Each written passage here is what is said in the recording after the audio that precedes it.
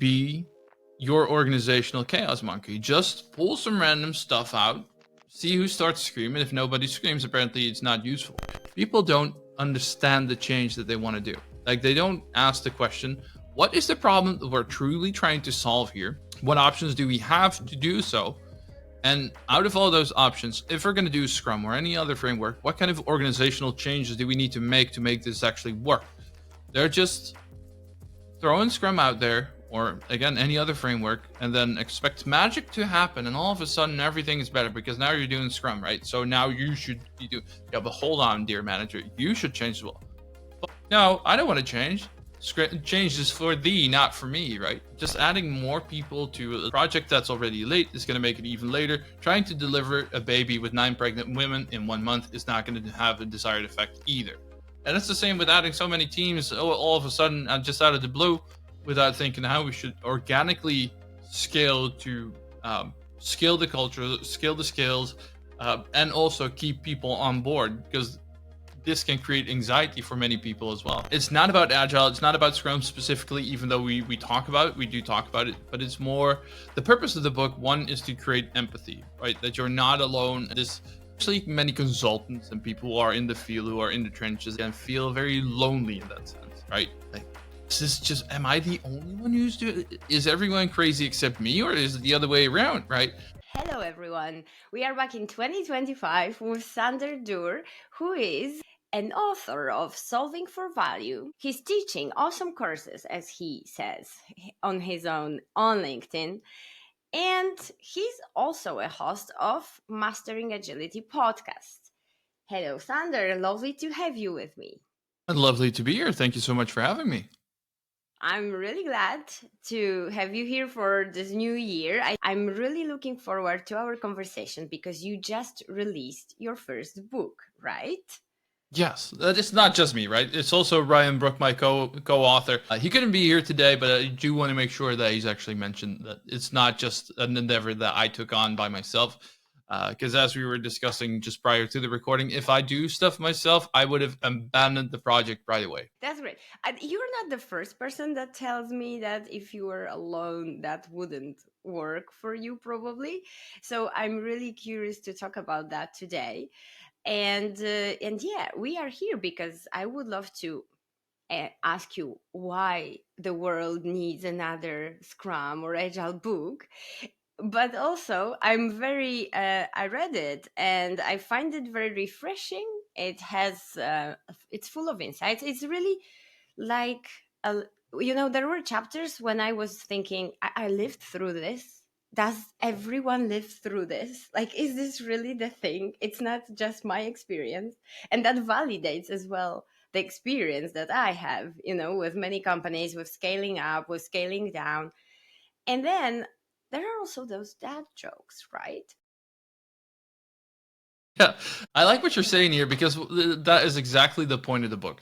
It's not about Agile, it's not about Scrum specifically, even though we talk about it, we do talk about it, but it's more, the purpose of the book, one, is to create empathy, right? That you're not alone, and this, especially many consultants and people who are in the field, who are in the trenches, they can feel very lonely in that sense, right? Like, is this just, am I the only one who's doing it? Is everyone crazy except me, or is it the other way around, right? And what you're now just saying already validates that the point that we're trying to get across, that you're not alone in this, and this is what we have done to get out of these traps, is indeed the point of the book. Now, it's more on product management, not necessarily on Scrum, because as we say in the introduction, you can replace Scrum with any kind of framework. The anti-patterns and the way the behaviors in organizations and how they mistreat whatever they want to implement is pretty much the same thing in every organization. And could you, because when you are saying like, yeah, I see myself in what you're writing, and it is really this moment of, oh my God, that feels so good, but that feels also so bad. It's like, I thought, you never think how many people struggle with the same things. Could you a bit explain what are your sources for the book? So you do a lot of things. You are a writer, you're a trainer, and I would like to understand what you do so that the audience can better understand who you are, and also how do you gather all this material to write the book? Sure. So for that, to answer this question, I'll go back to your previous question. Why another book on Scrum?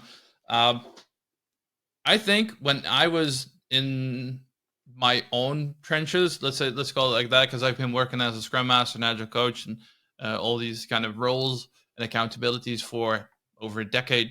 And the books that I read were always very theoretical, right? Picture's perfect. Do it like this, then you will get this result mostly. Or it's very theoretical, not necessarily from the actual experience.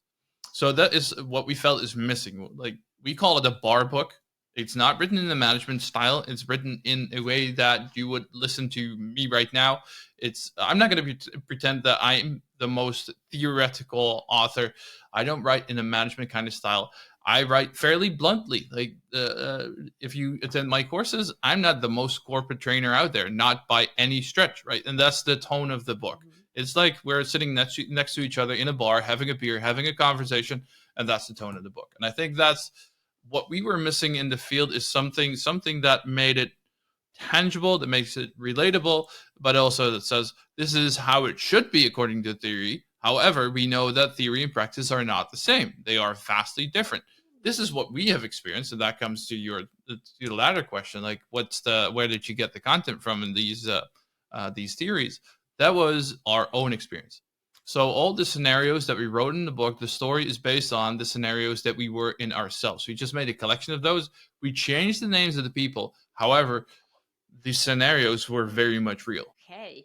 And is it because you are saying that you used to work as a Scrum Master and an Agile coach, where you gather a lot of first-hand knowledge and experience, but you also train. You are a professional Scrum trainer, and the co-author Ryan, is he too? So are you both like teaching classes? Do you teach together or do you just teach one class?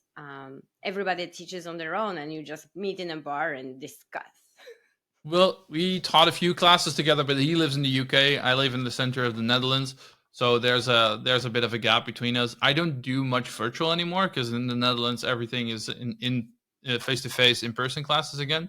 Like I rarely That's teach virtual. awesome. It is I awesome. miss that so much. Then come and join the class. I would love to. I tell you, I find the classes really entertaining. Not only like you learn a lot, but you also have so much fun, right? So, Yes. I'm not going to say to people like, oh, in order to become a Scrum Master, you need to join a class because you need to really know what you're doing and have a lot of experience and read a lot, not just Scrum Guide. But if you want to get to the next level and also have fun, those classes are the best. Yeah, and you have the opportunity. Of course, this is kind of advocating for my own stuff, but these classes give you the opportunity as a student to actually ask proper questions and see the dynamics, have the in person vibe, which is already vastly different than virtual classes. I'm not saying that virtual classes are not uh, useful; they're not valuable, and not by any means. But personally, to me, these in person, face to face classes are so much more fun. Also, we have the luxury that everything is close by in the Netherlands, right? Everything is like an hour and a half apart from each other.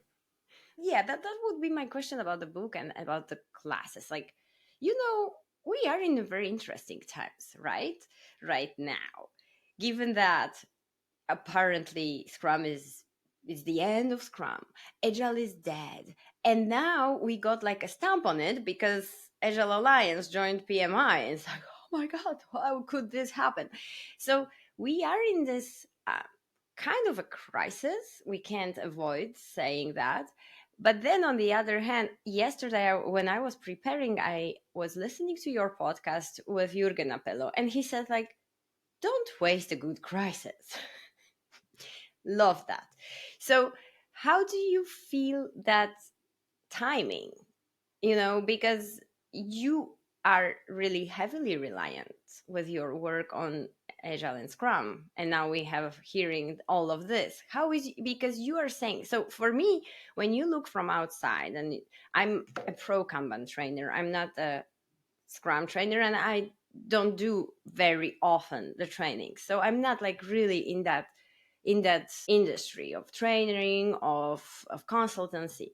So I wonder, because if you say that there are still so many classes that are being done face to face, do you see there's still market? Because if you only live online, which is my option, like my how I live, and you only read LinkedIn, you would be like, let me just go and bury myself already, because everything is dead and it's just waiting for me to be dead. So how's your, because you must be more positive given that you right now wrote the book. Give us some hope. Give you hope. That's going to be a big challenge. Now, I think Scrum and Agile, they're definitely not dead. They will exist forever because to me, agility, business agility, Agile is nothing else than responding to change, responding to different circumstances, like the whole theory of evolution and so on. So we constantly have to do that. Right now, one of the biggest changes is AI. We have to adapt to that. So that's a form of agility, and it's the same with training and with Scrum. Some new things will come and I will have to adapt to that. So I do see a fluctuation or a change going from where I was teaching mostly Scrum Master courses 2 years ago. Now it's more on product management and product ownership. So there's a shift. What I think the biggest thing here is that people are just experiencing Scrum fatigue and Agile fatigue. They have been whacked over the head with terms like Scrum Master and expect and adapt and value and blah, blah, blah, blah, over the head so often that they're like, yeah, fuck this, I'm done. Don't get back to me with these terms, because people are not empowered to do their job as they're supposed to. And that's one of those anti-patterns that we talk about in the book as well. Hey, take the Scrum Master, for instance. The Scrum Master is supposed to work with the Scrum team, open door, but also with the entire organization around it, right? Up to management, sales, HR, the whole shebang. Now, many organizations limit Scrum Masters to just work with the team, and if the team is doing okay, they pick up another team. They work with two teams. I've seen so many organizations that actually, per default, require their Scrum Masters to at least have 5 teams, because you only facilitate, right? You can do the data Scrum here, then you go to the next team. So they don't understand what they truly have to change. And that goes back to, and the question, but also the core of the book and the first chapter. People don't understand the change that they want to do. Like, they don't ask the question, what is the problem that we're truly trying to solve here? What options do we have to do so? And out of all those options, if we're going to do Scrum or any other framework, what kind of organizational changes do we need to make this actually work? They're just throwing Scrum out there, or again, any other framework, and then expect magic to happen. And all of a sudden, everything is better because now you're doing Scrum, right? So now you should be doing, yeah, but hold on, dear manager, you should change as well. Fuck no, I don't want to change. Change is for thee, not for me, right? And that's where I see that change. And again, Scrum is not dead. Ultimately, teams, organizations still need to be nimble to actually adopt new changes, especially now in the era of AI and the emergence of AI. And it's going to be an augmentation. It's not going to be a replacement. And any organization that blindly replaces people with AI is going to fail as well. So again, then they have to change and they have to be agile to do so. Agree. I have a few points from what you just said, because I was also I was trying to kind of review this topic of agile identity crisis and everything that we have now. And I went to the Agile 2024 conference this year, and there was a lot. Like, I really love the fact that it wasn't swept under the carpet. It wasn't like the elephant in the room that nobody mentions. It was actually out there, all in out and wild, and we never stopped talking about it. And it was great to see that we live those agile values of transparency and feedback loops, and trying to see what we can do with something that is not working right now. And when you mentioned this about that you give more PO courses than Scrum Master courses, one of the topics that were mentioned by many people was like, shall we maybe go more into the product management, because it didn't yet become tainted by the death and the end of it? Yeah. So do you see that too? Yeah, 100%. And I think it's going to be the same thing. Like, people are now looking for a new buzzword. right? Also, Scrum has become a commodity. Many organizations have tried, quote unquote, to adapt or adopt Scrum, and now they're looking for the new best thing, and that's going to be product. And ultimately, they're still doing the same thing. But what I do like about that change is that we're now not focusing on the framework anymore. We're now not necessarily doing a thing. We're focusing on outcomes. Hopefully, that's the thing that I'm Hopefully. slowly, finally seeing that's emerging more. That we're focusing on. This is what we're supposed to do, and this is how we can actually get there. What does our product look like? Because many organizations still don't understand what a product really is. Hmm. Yeah, I agree as well. But I sometimes think it's again just very superficial change. We Sure, call yeah. it outcomes, right? I sometimes see that in like Jira somewhere, and it's called out like outcomes is becoming this kind of um like a draft already pre-done template that you use, and you have to fill it in, and you fill it in with what you know, and usually people don't understand the difference between outcomes and outputs, and they just put like what I want to achieve and what's the feature and what you should do. Yeah, but that's we talk about that in solving for value with a value creation diagram Mhm. uh, with the three well knowns. Obviously, discovery, delivery, and validation. Many organizations are stuck to delivery, just becoming feature factories, right? But the feature factories are when you talk to users, hopefully, and you do some discovery, you do some delivery, but you don't actually validate. So you're just putting stuff into the ether without validating. Is our assumption true? And anything that's in development is an assumption until it's actually in the hands of the customer and the user, right? And there are so many organizations and teams that are limiting uh, themselves or their teams to not talk to their users. So ultimately, then you become you're stuck in just the delivery and the validation side of things, and that's nothing else than throwing spaghetti in the wall, wet spaghetti to the wall, and hoping something will stick. We call that the realm of sluggishness because we're just creating an idea without consulting the people who are actually the expert on the problem, being the users. So now we're just predicting what we think they're going to need, and that's going to be turning out good or bad, and mostly it's going to be bad. And it's the same with if you talk to to your users and you try to validate something. Just doing those two, you have a product vacuum because you didn't actually create anything. Now it's a continuously interchangeable flow between all these three aspects. And I think too many, to get back to your point, way too many organizations are just set up with superficial change and they're expected to create something that they don't know where that came from. Like someone usually internal to the company made up something. And that's one of my pet peeves is user stories are usually not created with or by the user, hence just becoming stories. And then we predict, we hope, fingers crossed, close our eyes. Let's hope this is going to be valuable to the user. Yeah, I agree with that. And for a long time, I was really following closely all the PMs praising the discovery part and all that. But on the other hand, there is also this moment of depending how you do discovery, you either learn what you want to learn or you learn something that they think you want to learn. You know, it's so hard to really learn what the users need because until they actually use it and they see like nah, that's never what I would use. So I think that's why this is also so important, not only to do great discovery development, but then check like what happens, right? And you mentioned that a lot in the book, like we never check what happens, is just the next thing and next thing, and then this part is really abandoned. And Exactly. we And then you end up with a monster of a product. Yeah, and that's what you said about the Pareto, and I think that's like such a good, it always applies, like 80%, like 80% of the value is from the 20% of the work, but we never check which 20% is creating so much value, right?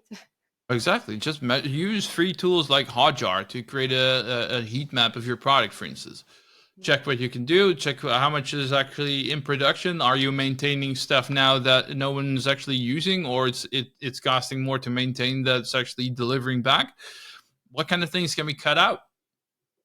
That's why I coming back to my courses. Do you know Chaos Monkey from Netflix? So in a nutshell, Chaos Monkey is a tool at the back end of Netflix that breaks random functionality. And now I might be butchering it, but it just pulls random stuff to see how rigid the functionality is. Like monkey testing. Pretty much. Mhm. And I advocate. I'm an active advocate for product owners and scrum masters and developers to be your organizational chaos monkey. Just pull some random stuff out, see who starts screaming. If nobody screams, apparently it's not useful. Now, don't do that to very critical features that you know, if I'm going to do this, then the entire thing is going to go down. But you can do that in the on the front end as well, or um, uh, uh, on your product backlog. Take some stuff out. If no one's actually says, "Hey, where's my feature? I'm missing this stuff in your backlog," then apparently it's not very valuable. So we shouldn't have to build it because no one thinks it's valuable. So we've saved the company some money. Yeah, and the endless backlogs, and people never wanting to delete anything is amazing for me. It's like you will have to have this because maybe one day you will think about it and then you will create it again. You will forget what was in the backlog. But that leads me to a point that I found really interesting in your book, and it was about scaling. So, and I will actually read because I really liked how you put it. And you said, in our experience, scaling frameworks often do more harm than good when mapped to an existing organization without making appropriate changes. That's leaving out the fact that our foundation should be in order first before you scale up. And then you also have this part where you mentioned that adding more people will not make it better. It usually actually slows it down and it's worse for some time, and either it gets better in the end or it never does.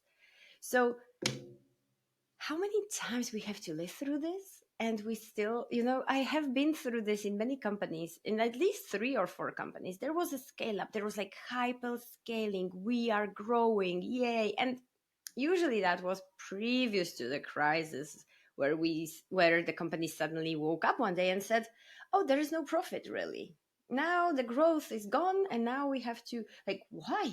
We just invested and invested. We had so many teams spun up in like in a matter of days and weeks and months. And then suddenly they are like, oh, the profit is not there, maybe we should look at the profit now.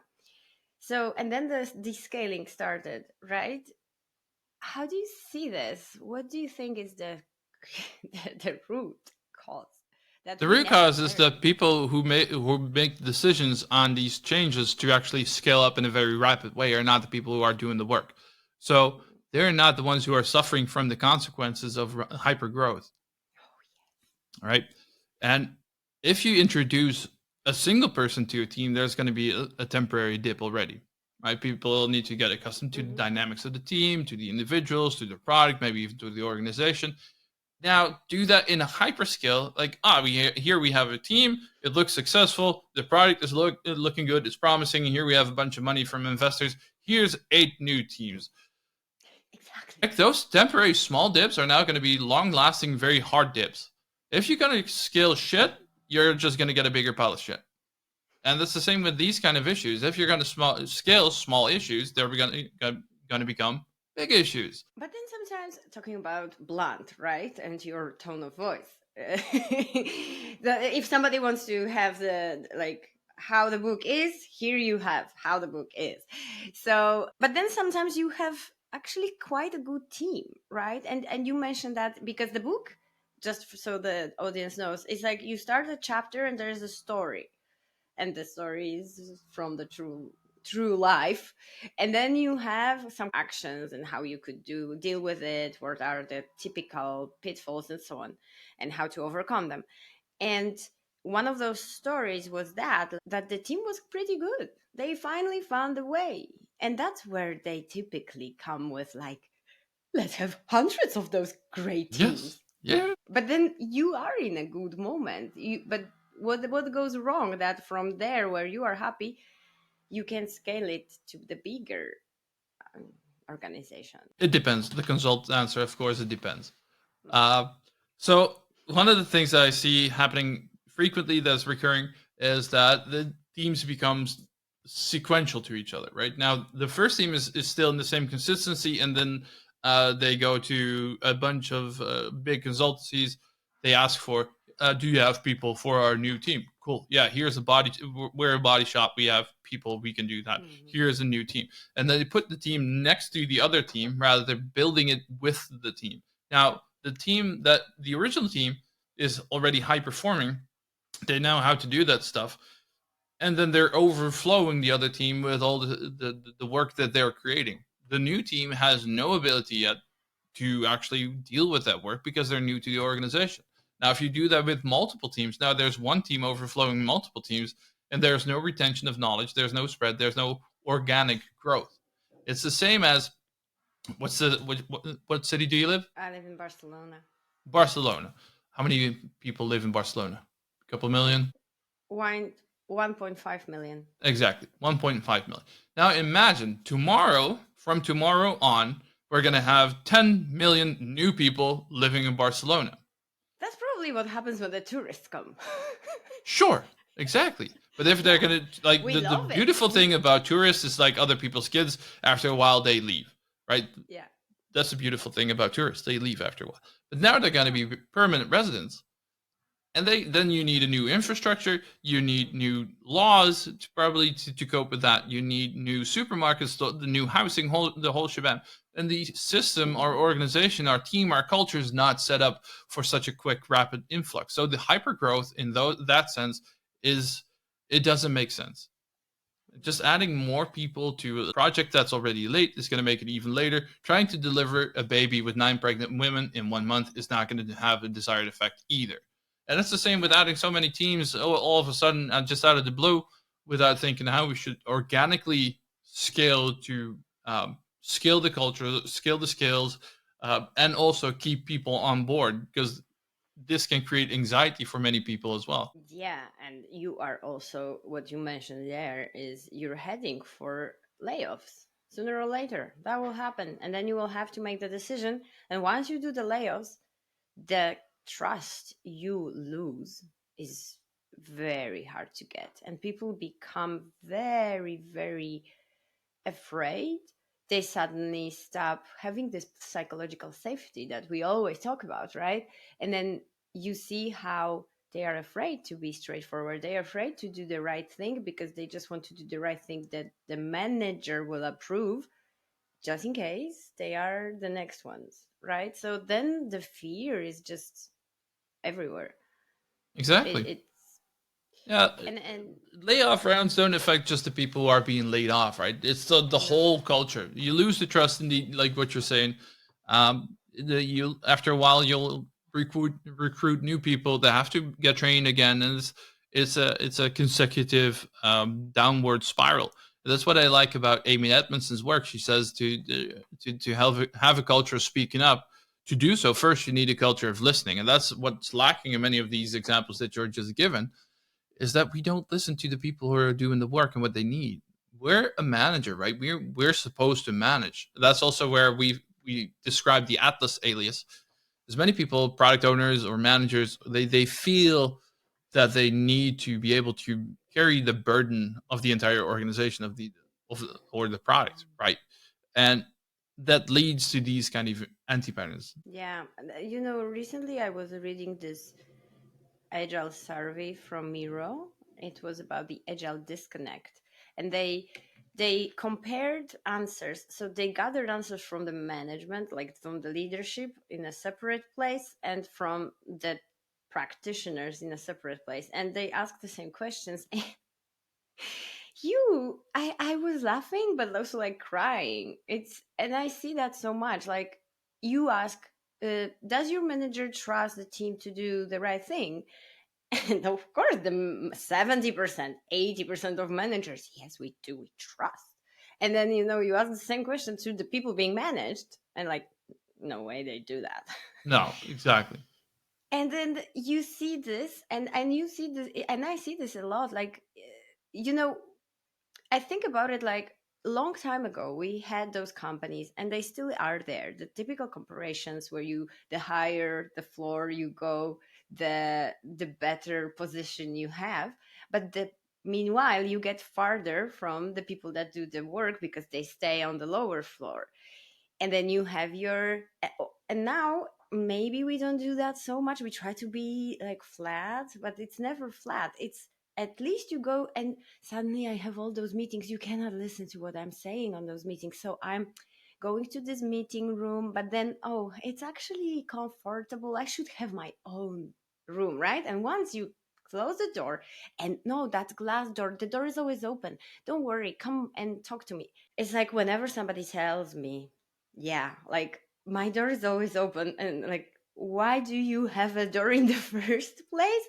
Why don't you? And I love that part of Gamba, and why don't you Gamba walk, and why don't you go and see what's going on in the workplace? And especially when you see that people who do the work, and also us as this agile glue roles that see a lot, because we help collaboration and we see where the gaps in collaboration are.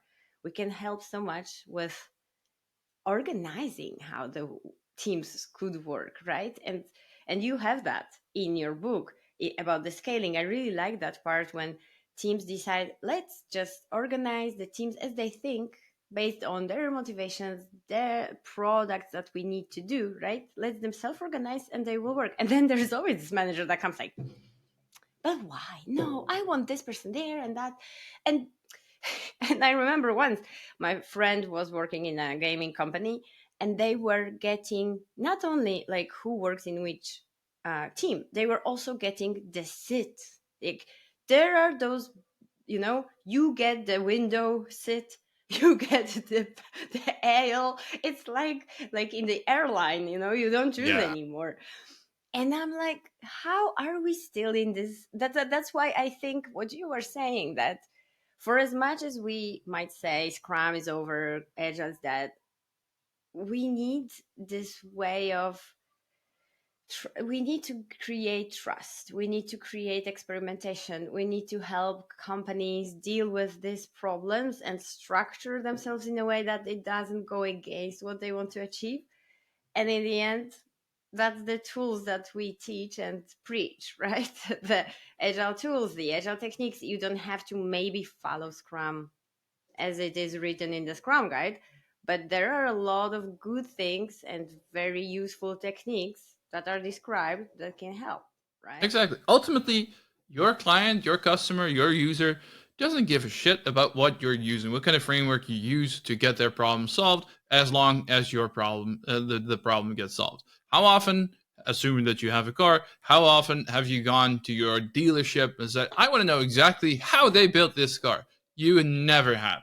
So it's the same with this. You can do Scrum, you can do whatever, but if you're going to do something, make sure that you actually understand the rules. It's like Karate Kid. Have you seen Karate Kid? No, I don't see anything that you mentioned, you see? And now you have some homework to do. It's a very old school movie, and there's the Karate Kid. Obviously, is a kid who's Ah, trying to. Karate Kid. Yeah, well, a long time ago. Of course, I saw it. Sorry, I didn't. No, that's okay. The kid is trying to learn karate, and Mr. Miyagi, his trainer, ha- has him do some movements like the wax on thing on cars that he doesn't want to do. Like, I want to do something else. This is not karate. This is not what I want to do in my team, in my organization, whatever. But you have to do it just to build the muscle memory, right? Do it as you're supposed to do it, as you're being taught to do so, and then apply that technique, see where it works, where it doesn't work, and then move on. But don't just start cherry picking like, our daily scrum, we're going to do that once a week, and we don't really need retros because that's not doing work, right? And, just do it as is. Whether you're doing scrum or waterfall or prince 2, or I don't care, whatever you're doing, but the things that you're doing, do that as they're supposed to, and then move on and evolve to something that works for your organization. I'm a huge fan of Shuhari and Exactly. following the rule at the beginning. That's how you learn. It's like also like playing the guitar. My son is trying to play the guitar, and like if you don't play it well at the beginning, you will never learn, and you will never riff, and you will never be good in jazz, where you can directly create your own rule. Yeah, that's great. Before we go, because we are getting to the end, I have like two questions that are the typical questions, but I'm really curious about your answers. So I have one is about your favorite and one is about your uh, worst nightmare. So in the book, when you from your experience, what is like your nightmarish challenge that you wrote, that you described there, because it just happens over and over and you're like, really, I can't bear responding to this. Because sometimes we do that, right? We write or we talk about questions that we keep on hearing all the time. What's your nightmarish Oh, that's a good question. challenge? I don't think I necessarily have one, but if there's one in the extent of that question, it's more that people are looking for a silver bullet that's going to solve everything and that they don't really have to change anything for. Like, oh, we can just, buy this thing off the shelf and it works. Like the reluctance to actually think critical about what kind of change that we need to make stuff work. That's a recurring pattern that I really hate. Okay, that's a good one. And I was thinking about it recently that sometimes people just want somebody to just like tell them and be very confident in that this will work, right? Even though it's bullshit, they are like, oh my god, and at least this person knows what they're doing. I'm already happier, right? And Exactly. sometimes this is how you win, not by designing something super customized. Just Exactly. What are you gonna eat in 2 weeks, Maria? What day is it today? Wednesday. Oh, yeah, it's hmm, Wednesday. 2 weeks from now, what are you gonna eat? that's a very tricky question. Yeah. So then, apparently, this is something super simple because we have this is a very simple question because we know what we like, we know what kind of food we like, what kind of places we like, and so on. So you would expect that you would know exactly what you're going to eat. Yet we expect organizations and teams to deliver something that we don't know if it's going to work, how it's going to work, how it's going to influence people. There's so many variables, and apparently we're not. We feel like, well, that's fine. You can predict everything. We know exactly what's going to happen. So you already expect an outcome on a million different variables, and the probability that the expectation is not going to be true is so high. Yeah, I think that part of magical thinking, that one day those expectations will be right. We just need to be patient. One day all the estimations will be correct and everything will happen just as we planned it. Exactly. Like And if it it doesn't never work, work happened. harder. Exactly. No, because it never happened, but it doesn't mean it won't happen. A law of probability, I guess. Yeah. So next, so the question about now about your favorite. So giving all those courses that you give, which one is your favorite? That tends to change over time as well. Right now, I like the discovery and validation class a lot Okay. because it's adaptable. Because I see constantly different outcomes when what's happening with students, what they come up with, how it looks like. It's a very engaging class, I think, and it's the same for Hmm. stakeholder management. My colleagues, Robin Schuurman and Willem van Maak, they created a very nice, very engaging, high uh, quality stakeholder management course. And I think that's one of those overlooked aspects as well, that people either listen to the loudest person or the hippo, right? The highest paid Hmm. person's opinion. Or you have the stakeholder zoo with many of these, like the zebra, zero evidence but really arrogant, or the seagull, the stakeholder that flies in, shits all over the place, and then goes out again. It's Yeah. how to deal with these kind of people. Who are our true stakeholders? What kind of influence, what kind of power do they have, and how should we deal with them? What kind of strategy? How do we say no? I think that's one of my favorite courses at the moment, together with discovery and validation.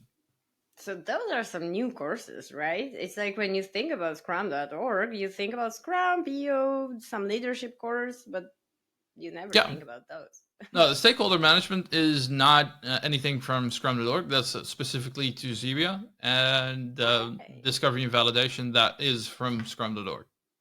All right. Thanks for clarification. Yeah, I think that is a I think it makes really sense. We will say like, oh yeah, how many courses can you do? But really, like it's so hard to say no.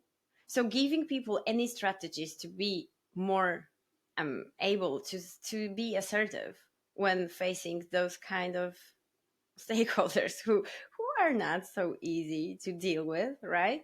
And then you also see the patterns, and then you are like, oh my god, that's just a pattern of Yeah, leadership, and it's not. exactly. For instance, saying no to stakeholder is something that's experienced as very challenging by many. They don't really know how to say no. But usually, what we see is it's a symptom of missing information. For instance, we don't really know what our product goal is or what our roadmap looks like. We don't necessarily know about what kind of measurements that we have, or we don't even measure anything. So then it becomes really hard. If we don't know what our vision is, what our goal is, then how do we say no to something that doesn't that we don't have? True. So that's like you need to do some homework before you go saying no, so you can provide compelling arguments why the no is in place, right? Exactly. And that's And how totally is different conversation than if you just say no because you are already doing that other hundred of things, and that's just another interruption. exactly. Very good point. Thank you. That's very interesting. I really recommend to everyone taking a look at the Solving for Value, but a journey of ambition and stupidity. That's the subtitle. So before we go, can you just explain the stupidity part? I couldn't leave without you explaining that. Like that would be like we would have to do the podcast all over again. Okay. Uh, Ambition usually is clear. Organizations and people, they want to achieve a lot, right? They have high goals, high expectations, and then they, especially from an external perspective, as consultants, as coaches, or scrum masters, and so on, and you're looking at it from a distance, like "I- this is so obvious that this doesn't work, right? Why are we doing the same old, yet expect something else? It's setting yourself up for failure. You're shooting yourself in the foot, yet you're then looking around like who shot me? Right? Yeah, you did that yourself. Like it's so obvious that this is not gonna work. And that's where the stupidity comes from. Okay, so we actually talked about it, right? It's like Einstein said, I think, like doing all the same thing over and over again, expecting a different result. What does it mean? Yeah, exactly. But That's this what we do it's every with the day. example that we just gave about what are you gonna eat in 2 weeks. One of those perfect examples again is fixing your roadmap. Like, tell me what you're gonna deliver in the coming year. I don't know. Exactly. Cool. Thank you so much for joining. I had a lot of fun. Like, and I imagine that's also the atmosphere on your courses. So that's for sure not a corporate one. When if somebody wants to join Sander's courses, you're not in for a corporate talk. So that's one for Definitely sure. not. Thank you. And yeah, I hope to see you again and we will collaborate in the future and talk Absolutely, we more will. about ambition and stupidity. Thank you so much for having me, Maria. Appreciate it. Thank you. Bye bye. Bye.